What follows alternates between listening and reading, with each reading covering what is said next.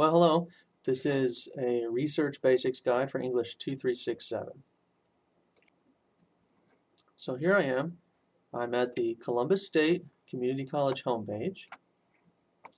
And you'll see I've accessed the Quick Links drop-down. If you just hover your mouse there, it'll open right up, and you can come right down here and click on Library, and that will take you to the library main page. So here I am at the Columbus State Library main page. There's a few interesting pieces of information here you should look at. First of all, here's all of your information for the physical library hours. And if you need any, if you have a reason to come to campus to access the library, that information is here, but I don't expect that of you, of course, as web students. I'm really only expecting you to use the electronic sources. So that's what we're going to talk about today. You'll notice at the bottom they've given you an easy search bar where you can search articles, books, ebooks, and textbooks, and this looks just like a Google search bar pretty much, and it's telling you that this will browse Academic Search Complete for articles, and you could just type in your topic here. So if you're doing extraterrestrials, you can just type in extraterrestrials here and hit go, and it will search for extraterrestrials in the Academic Search Complete database, and that's fine. That's an EBSCO database, and I'll explain that in a minute. When we look at the databases, that would be an okay place to start. But first I want to show you a few other things. At the top you'll see there's a Find Books and More drop-down menu and a Research Help drop-down menu. We'll look at both of those in detail here in this presentation. So the first thing I've done is I've opened up this drop-down menu for Find Books and More. And you'll see here, if you want to actually obtain some books, you could look in here through the Columbus State Catalog or the Ohio Link Catalog, or what we're really interested in is the databases. So accessing articles through the scholarly databases. So if we click on that database term there in the Find Books and More drop-down menu, it brings us to this page. So a few things to point out. First of all, you can sort by subject if you want, because you'll see there's 191 databases that the school subscribes to. You don't want to search 191 databases. That would be overwhelming. So you could search by subject. So you could search, we'll talk about that in a minute. And over here you'll see there's popular databases. They've given you Academic Search Complete and Electronic Journal Center, or the EJC. These are two good places for you to look. I would caution you against using the CQ Researcher or Issues of Controversies or LexisNexis. They aren't going to give you the sort of academic journals that you're looking for this project. Also on here you'll see instructions for off-campus access, because if you're accessing from your computer at home, you'll need to enter some basic information. And if you have trouble with that, there's a phone number you can call.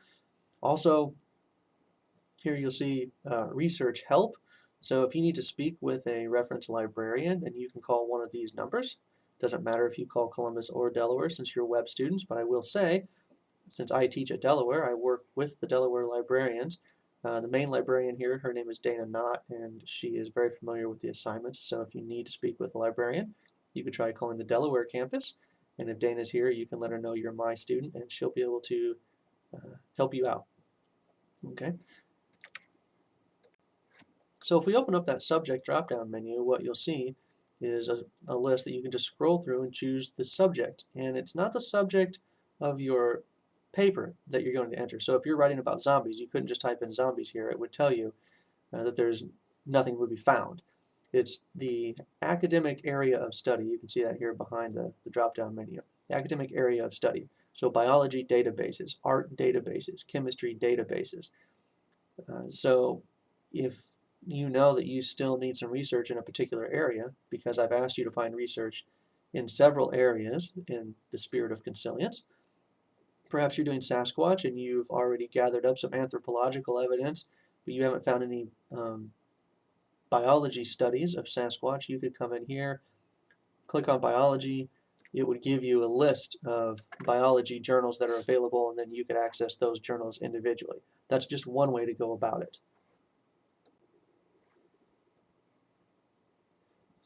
So a couple of other nice features here. If we look at the Research Help drop-down tab, you'll see a few things here that are handy. The first thing I want to show you is the MLA citations, and then I'm going to show you the research processes page, two things you'll want to be familiar with. So if you click on MLA citations, this is the page it brings you to. So here you see MLA citations, getting started. We're going to come back to this in a different presentation, and I'm going to walk you through some of these different things. But you'll see right here, this is information that's pretty much reiterated right out of the handbook, and just the same information you'll find in your Norton Field Guide. So it's just one more place you can come to look for help in terms of creating your citations. So I don't want you to feel like you always have to thumb through the field guide. That's certainly a good resource, but you can come here as well, and you can go through by print, electronic. Mostly you'll be using electronic sources, and again, I'll walk you through some of this stuff a little bit later, but I just wanted to make you aware that this is here.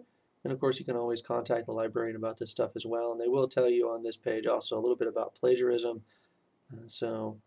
You can't see that whole thing in this screenshot, but if you come to this page and look, there's some information down here about plagiarism and avoiding plagiarism. So this is a good thing to browse. Additionally, if you go back to that research help drop-down menu, then you can come to this research process page. And there's a lot of information here, and I'm not going to walk you through this. If you feel like you need a more basic tutorial or some additional help, then you can go through this. You can skip around from step to step. So you'll see they take you from choosing a topic to locating information to evaluating that information and then using that information, and then some legal and ethical stuff as well, and plagiarism and so forth. So, this just depends on where you are, and if you are very unfamiliar with this process, you could go through this. It would be very helpful. They do have some videos on here and some different things like that. So, you've got a topic probably already chosen, but in terms of locating information, I'm going to help you with that here soon, but you can come here and see what they have. Evaluating sources, if you're really unfamiliar with how to evaluate a source, or if you're still confused about primary and secondary sources, and you'll see you can come here and get some information on that. Why should you search a database versus the internet? Right? Why am I asking you to do that? You can come here for some more information. And then as well, if you're really unfamiliar with how to paraphrase or how to take notes, how to use quotations, you could come here for some tips on how to do that. This is some fairly basic information, doesn't get real in depth.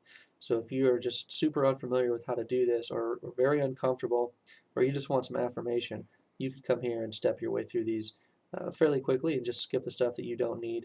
And that could be helpful to you. And of course, there's always the contact information over here, how to get hold of a librarian so that you can ask questions as you need them. So that's the basic research guide. Now I'm going to put up research guides that are a little more in-depth on how to use the databases and how to do some documentation as well.